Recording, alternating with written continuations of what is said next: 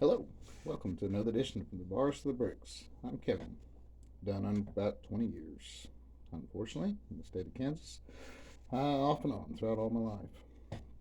Today, this episode, we're going to talk about Scott Roeder. For those of you not familiar, he killed Dr. George Tiller in 2009.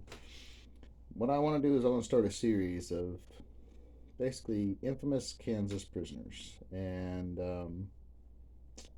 from about every range, murderers, rapists, whatever. And we're gonna anybody that you guys can think of you'd like to know about, shoot me some comments, and we'll do some research on them if we don't know them. I ask some people I know, see if they know them, get insight.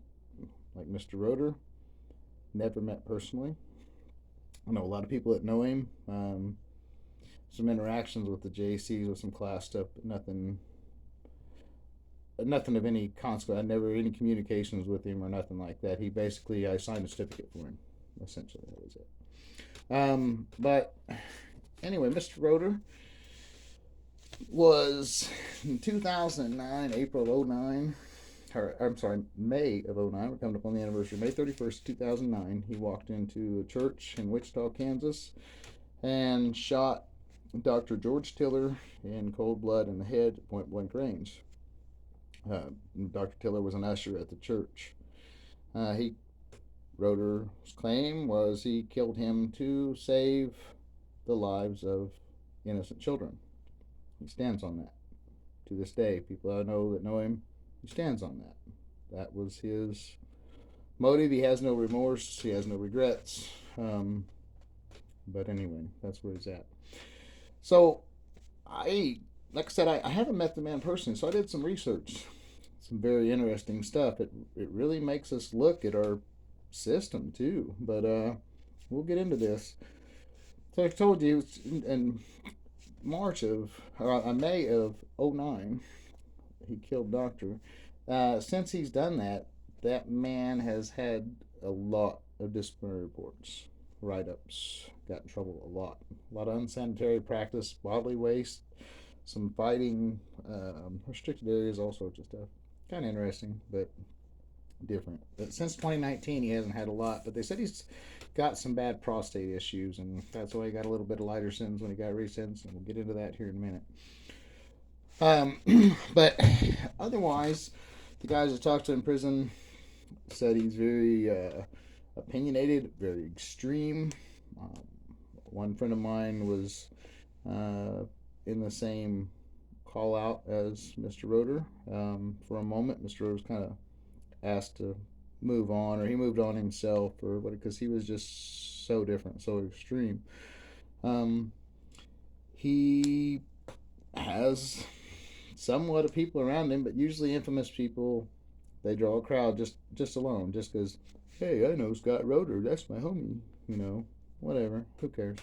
Um, some people do. Some people that's a thing for them. They want to know the famous people. I've met a lot of them infamous people, and they're just like anybody else. But I don't know. But anyway, um, he also's kind of a knucklehead, kind of extreme mouthy and all. And again, those type of people tend to draw a little bit of a following. So, but let me get into this. Like I said, I really and I took a lot of notes because there was quite a bit of information on Mr. Roeder. I did a lot of research for a couple of days, and suggested this video be done, and so I figured I'd look it up and give it a shot. And um, he started out his time at El Dorado, and I was in El Dorado at that time when he came to the facility, and I do remember when he came because we were all place they like locked the yard down and all that to bring him in because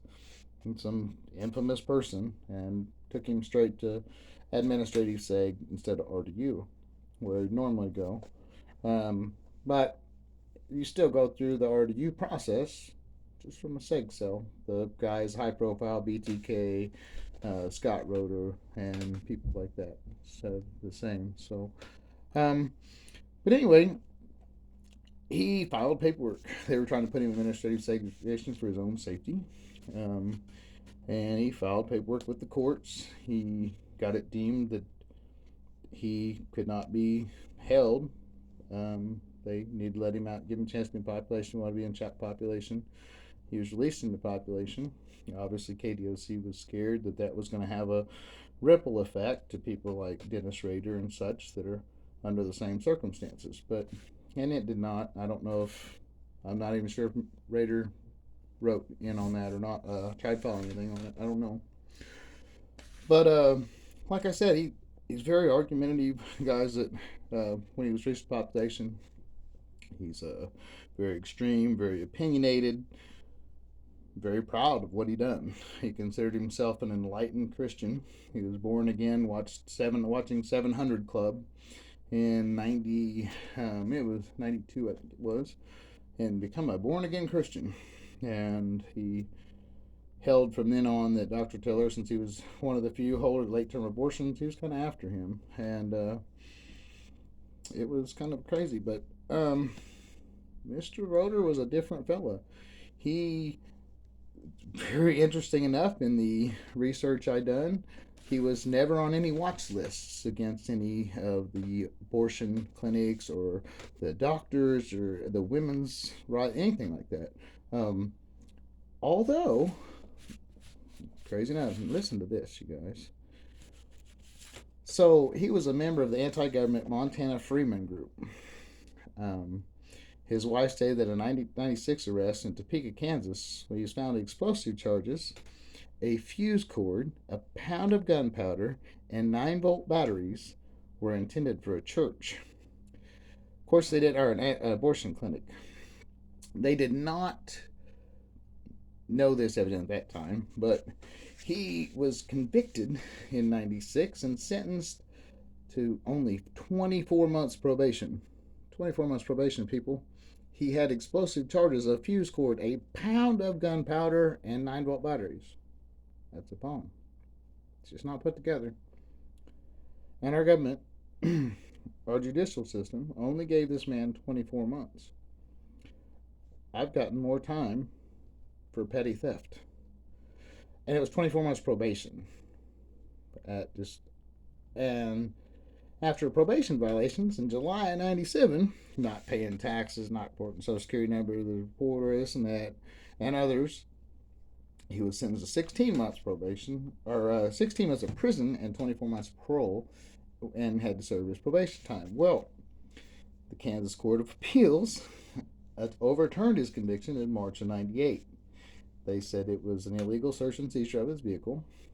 So he was released after only 8 months because he was cleared of all them charges. Because of those charges, the other charges came. So they had to release him on everything. It's crazy. He was never on a watch list. When he killed Dr. Tiller, this got national media attention. It blew up over Wichita. I was incarcerated at the time. I was in El Dorado, but I remember the media attention because we Wichita News in El Dorado, and plus my family lives in Wichita, so it was just crazy. You just see it all over and over. Like I said, it was national news anyway. So even you turn on CNN, you go like, man, I'm tired of hearing about this. Turn on CNN. There it is. So, but anyway, even Obama, President Obama at the time had commented on it, and he said, I'm shocked and outraged by the murder of Dr. George Tiller as he attended church services this morning. However profound our differences as Americans over difficult issues such as abortion, they cannot be resolved by heinous acts of violence. I mean, I don't know where everybody stands on these issues. They're very controversial.